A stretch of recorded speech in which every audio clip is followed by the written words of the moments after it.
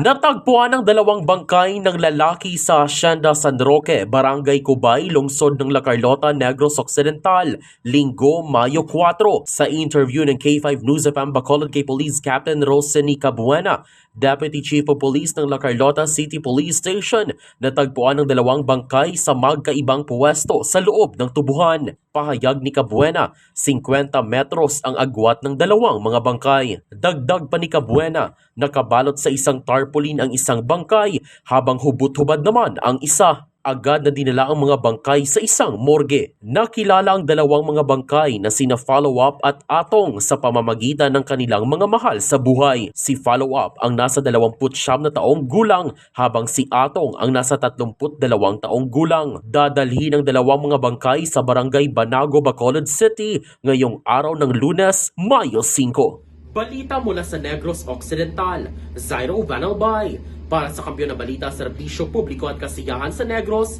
K5 News FM. K5 News FM.